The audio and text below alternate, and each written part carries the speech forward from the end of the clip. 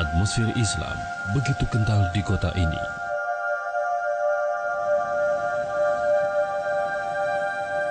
Kediri dibentuk dengan ciri khasnya sebagai kota dengan pondok pesantren terbanyak di Jawa Timur dan bahkan di Asia.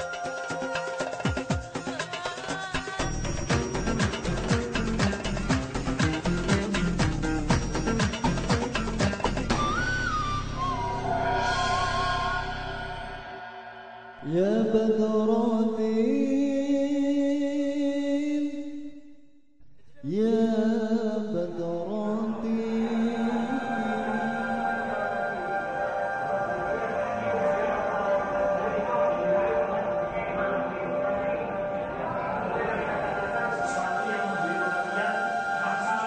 Literasi kitab kuning dan ketokohan kiai menjadi nadi dalam pendidikan pondok pesantren yang terus mengalami dinamika dari waktu ke waktu.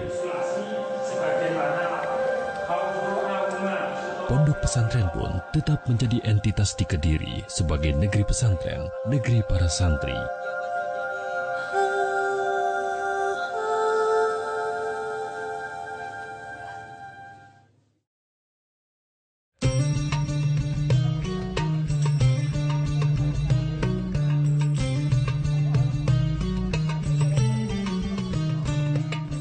Seperti inilah kehidupan di pondok pesantren.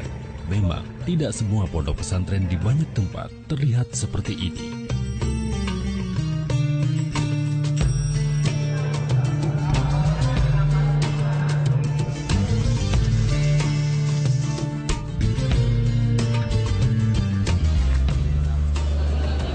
Namun inilah yang menjadi ciri khas salah satu pondok pesantren tradisional di Kediri, yaitu Pondok Pesantren Lirboyo.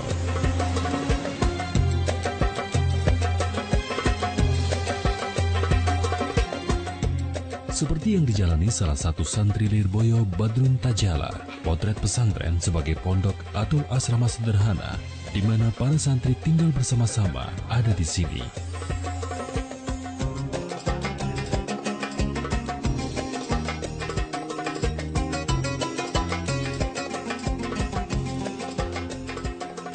Badrun yang berasal dari Banyuwangi bersama ribuan murid lain yang berasal dari berbagai daerah menjalin kehidupan sebagai santri yang khusus menimba ilmu agama Islam.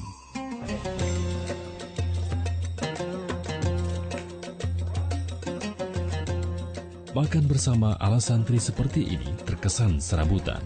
Namun bagi para santri, disinilah letak kenikmatannya. Tak ada formalitas, serba diatur atau individualistis. Awal kaget karena kita tidak pernah merasakan hal yang seperti itu. Tidak pernah makan bersamaan.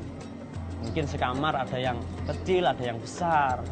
Tapi setelah kami hayati, ternyata lebih enjoy ya, lebih enjoy. Di situ tidak membeda-bedakan antara yang kecil, antara yang besar, antara yang pendidikannya itu rendah, yang pendidikannya tinggi, tidak dibeda-bedakan. Ketika nanti sudah berkumpul dalam forum santai.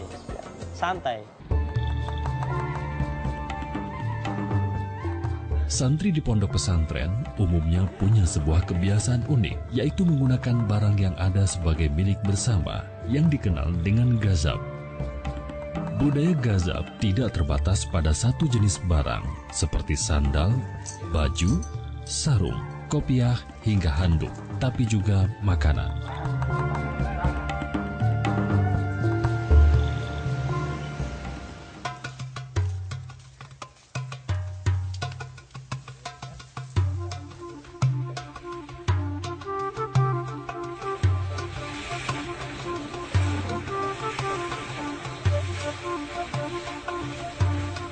Persepsi kolektif inilah yang membedakan mental komunitas santri dan masyarakat luar.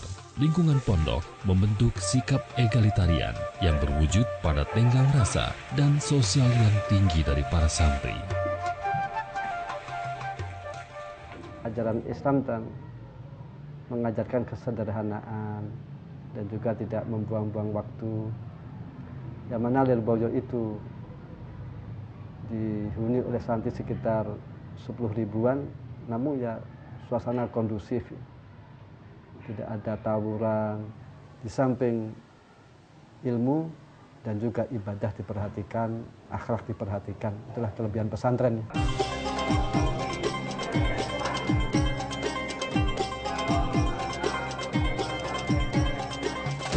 Lirboyo adalah pondok pesantren terbesar di Kediri. Sejarah keberadaan banyaknya pondok pesantren di Kediri, salah satunya berawal di Lirboyo ini.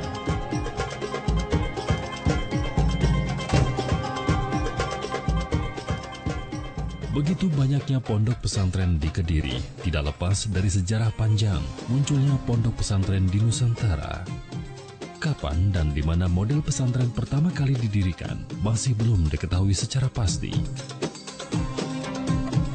Beberapa pandangan menyebutkan munculnya karya-karya Jawa klasik seperti Serat Coblek dan Serat Centini menjadi penanda adanya pesantren di Jawa pada abad 16 Masehi. Sebelum kerajaan Mataram Islam berdiri, Islam tersebar di Jawa melalui para pedagang Islam. Dan pada masa kerajaan Mataram Islam, raja bahkan meminta para pembawa Islam dari Gujarat, Arab, dan Muslim pribumi agar masuk ke desa-desa terpencil di pelosok tanah Jawa untuk menyebarkan agama. Mereka inilah yang kemudian disebut Mudin. Pengamat sejarah lokal melihat transformasi budaya di Kediri khususnya dari situs dan topografi di Jawa Timur.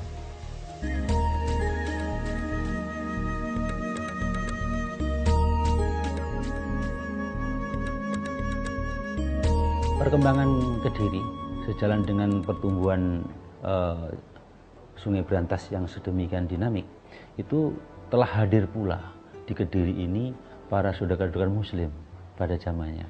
Di sini terjadi satu melting pot sebagai pelabuhan. Jadi di sini masih ada nama Bandar Lor, Bandar Kidul. Sebagai sebuah pelabuhan di situ kan hadir tidak hanya orang yang berlatar belakang satu, artinya mereka adalah dari latar belakang yang heterogen.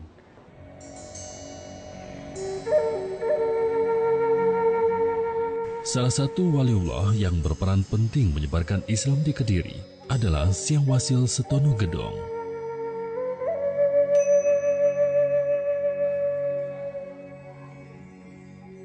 Elemen penting yaitu kalimat di bagian akhir dari epigrafi situs ini rusak sehingga tidak didapat keterangan apakah situs ini makam atau petilasan.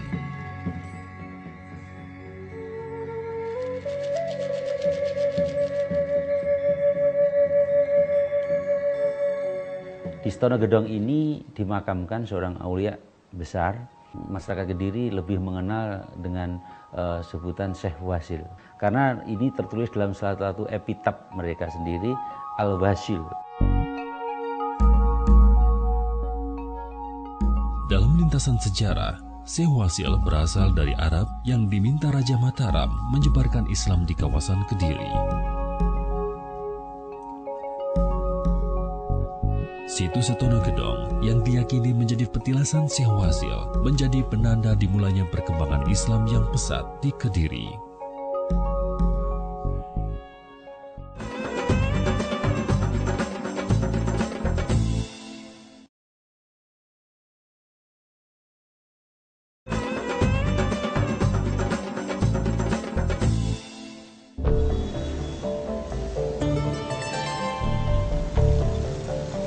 Sejarah munculnya pesantren di Kediri terkait kuat dengan Sungai Brantas.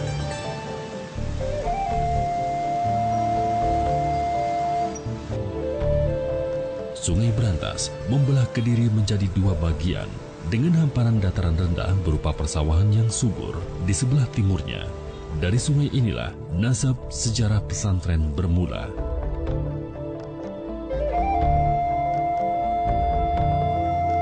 Pada tahun 1800-an, Syekh Ali Malkum menyusuri Sungai Brantas menuju Kediri untuk mencari tanah yang akan didirikan masjid sekaligus pusat penyebaran Islam.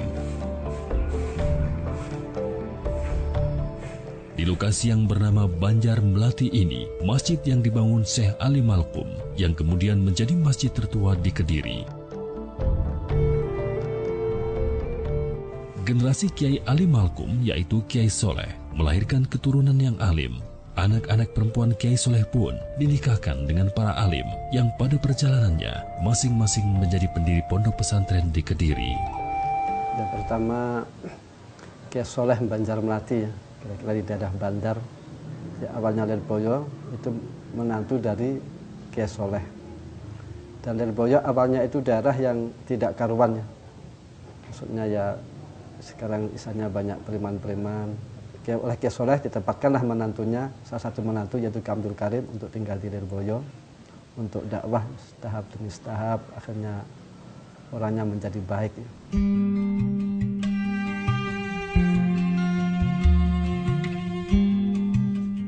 Banjarmelati jelas merupakan induk atau sumber dari pondok pesantren di Kediri.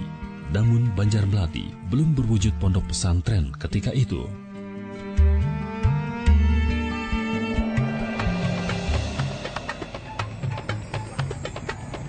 Pondok pesantren Hidayatul Muqtadin yang kemudian dikenal sebagai Pondok Pesantren Lirboyo adalah salah satu pondok pesantren tertua retasan dari Banjarmelati. Ponpes Lirboyo yang berdiri pada tahun 1910 tetap mempertahankan ciri khasnya, yaitu sebagai pesantren Salafi. Beberapa struktur bangunan di pondok induk tetap dipertahankan.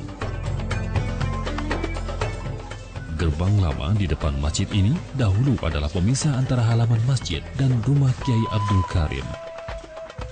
Tempat tinggal pendiri Ponpes Lirboyo pun dilestarikan dengan pindah di sebelah depan masjid. Itu hanya sebagai wujud semacam monumen atau kenangan dari mbah-mbahnya atau kakek-kakeknya. Itu saja. Jadi tidak ada lain, itu ingin mengenang jasa-jasa beliau-beliau biar tidak melupakan beliau-beliau itu diantaranya. Potret pesantren adalah sebuah asrama pendidikan Islam tradisional di mana para siswanya tinggal bersama dan belajar ilmu-ilmu keagamaan dengan bimbingan seorang guru yang lebih dikenal dengan sebutan kiai. Seperti juga yang terdapat di Ponpes Lirboyo. Jadi ilmu itu prinsipnya kita bagi dua ya. Jadi ada fardul ain, yang menyangkut misalkan bagaimana kita wudhu yang benar, sholat yang benar. Terus ada lagi ilmu yang hukumnya fardul kifayah yang menyangkut kebaikan orang banyak atau kemaslahatan orang banyak seperti ilmu kedokteran. Itu juga ilmu agama. Jadi metode Lirboyo itu ya hanya ngaji saja, ya pelajarannya seperti nahwu atau sorof, alat itu alat fikih, ilmu tasawuf, ilmu hadis, ilmu Quran.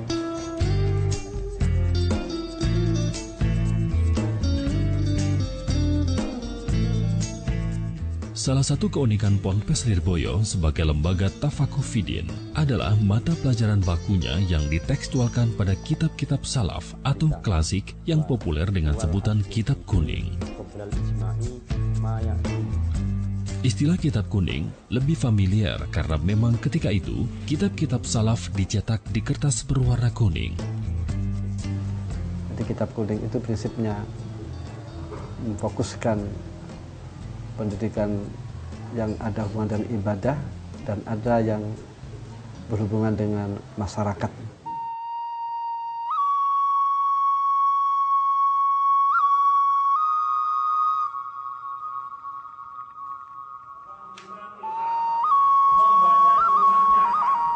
Seperti inilah kelas malam di Ponpes Lirboyo.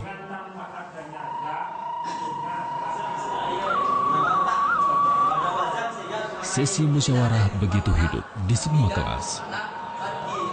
Dia kemana menghina dengan jalan kalau berlebihan.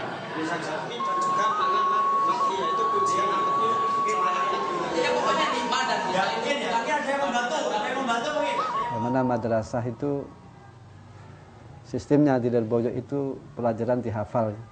Ini kalau anak itu tidak hafal itu berdiri takzirannya. Jadi ada hukumannya. Terus ada lagi sistem musyawarah atau basu masail. Yang mana basu masail ini sudah terorganisir. Ini mengantisipasi permasalahan-permasalahan yang berkembang di tengah-tengah masyarakat. Terus kita mencari solusinya. Jadi bagi yang setelah malam, jam 7 sampai jam 11 malam, Lirboyo itu antik ya, aneh. Kadang-kadang di Lirboyo itu seolah 24 jam itu kan suasana santri belajar.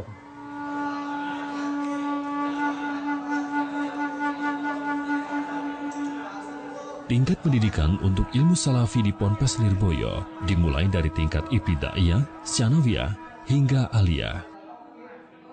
Di pesantren Lirboyo, kitab kuning tidak hanya mencakup ilmu-ilmu tafsir, hadis, fikih, tauhid, tasawuf, nahu, syaraf, atau balaghah. Karena masih banyak lagi kitab kuning lainnya yang dijadikan referensi kepustakaan oleh lembaga Bahsul Masail. Di sini memahami kitab kuning pun mempunyai tahapan yang dimulai dengan metode utawi iki-iku yang terkesan tradisional dan dilanjutkan dengan penjabaran tuntas yang sifatnya mantukot hingga manfumat. Di tahap kedua, para mustahik atau pengajar dan santri berkompeten untuk merespon, menentang, sekaligus meluruskan ungkapan yang dipandang tidak tepat, sebagaimana lazimnya alisyar dan hasyiah.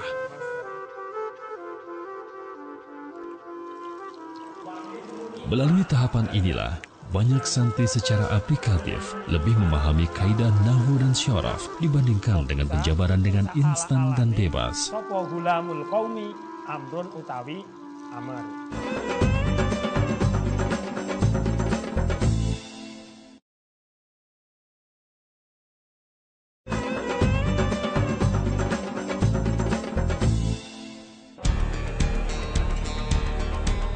Lintasan sejarah pendidikan di Nusantara, khususnya di dunia pesantren, mengalami perkembangan pesat yang ditandai dengan penerapan metode-metode.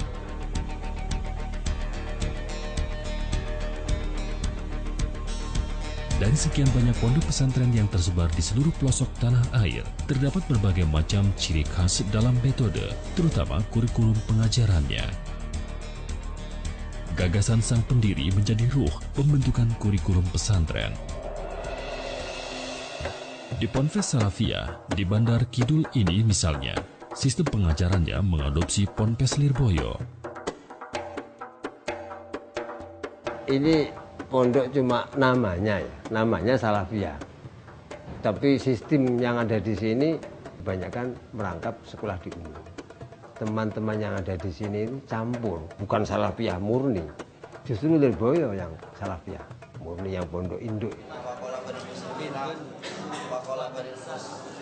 Beberapa metode klasik masih bertahan hingga sekarang.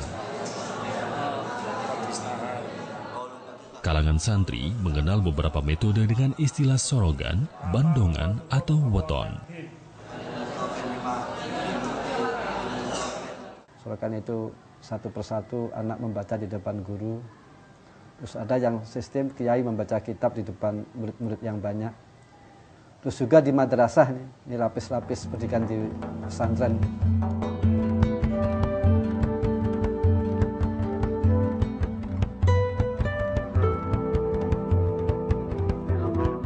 Banyak pondok pesantren besar di Kediri yang bersumber dari Banjarmelati. Pesantren yang besar pasti terdapat kiai karismatik di dalamnya. Kiai memang menjadi salah satu komponen utama dari keberadaan sebuah pondok pesantren. Ponpes Kedunglo salah satunya.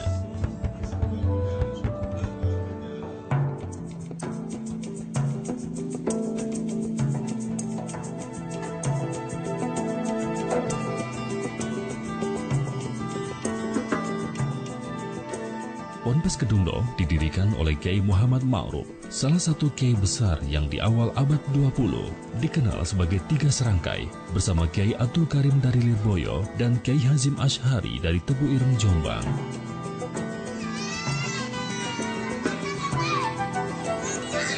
Ponpes yang terkenal dengan salawat Wahidiyah ini memang mengedepankan pendidikan umum yang disejajarkan dengan materi kurikulum agama Islam.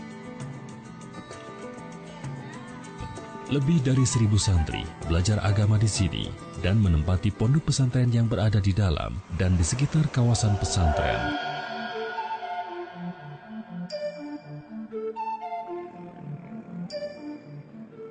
Kiai adalah figur sentral dan mutlak keberadaannya di sebuah pondok pesantren. Satu-satunya kiai di Kediri yang mendapat gelar syekh adalah Kiai Ihsan. Kiai Ihsan adalah salah satu keturunan Kiai Dahlan yang terkenal bahkan di antero tanah Arab dengan mengarang banyak kitab dari ilmu falak hingga tasawuf. Dari semua kitab-kitabnya, yang paling fenomenal adalah kitab tasawufnya, Siraj al-Tolibin, yang bahkan menarik Raja Faruk dan meminta Syekh Ihsan mengajar di Al-Azhar, Mesir. Syekh Ihsan adalah produk salah satu pondok pesantren yang legendaris dan tertua di Kediri, yaitu Pondok Pesantren Jampes.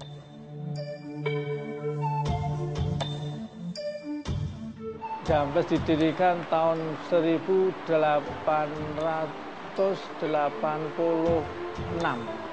yang mendirikan Kiai Dahlan. Kiai Dahlan itu ayah dari Syekh Ihsan. Beliau itu pendiri pertama Pondok Pesantren Jampes ini. Keberadaan Ponpes Salaf yang syarat sejarah ini sekarang hanya terdapat 120 siswa dan kurang lebih 30 siswi. Secara umum, denyut kehidupan pesantren terkesan fluktuatif. Ya, karena mungkin sekarang ini tentu saja kita akan, kalau kita bilang itu imannya masih perlu ditingkatkan lagi. Sekarang seakan-akan berpikir kalau ke pesantren itu nanti masa depannya itu untuk ekonomi agak sulit. Tapi kita tidak goyah, kita punya Allah, bahwa Allah itu yang memberi rezeki, asalkan kita kepada Allah beribadah, pasti ada jalan. Bukan karena kita tidak formalitas, tidak bisa mencari rezeki, tidak.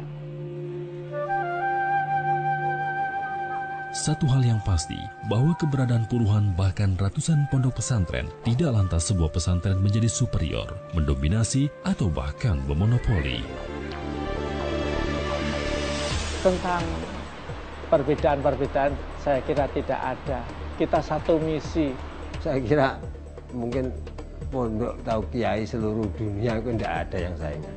Tugas kiai itu sangat berat. Umpama ada orang persaingan untuk merebutkan tanggung jawab itu aneh. Hadirnya puluhan bahkan bisa ratusan ya pondok pesantren yang ada di seputar Kediri ini tidak pernah satu dengan yang lain itu mempersoalkan, sehingga mereka dapat duduk berdampingan dengan ciri khasnya masing-masing untuk memberikan support dalam membina, mengelola akhlak umat masing-masing pengikutnya. Ini luar biasa.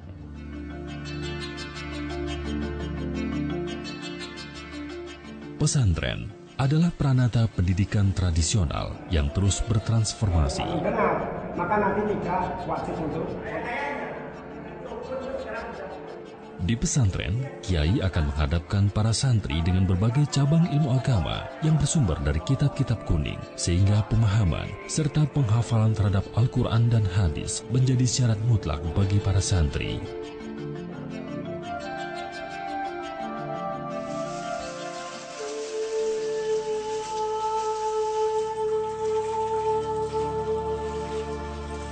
Pesantren dengan cara hidupnya yang kolektif menjadi refleksi semangat dan tradisi dan membentuk model kehidupan masyarakat santri menjadi sepadan dengan perumpamaan Nabi Muhammad SAW ketika beliau melukiskan falsafah amar ma'ruf nahi munkar.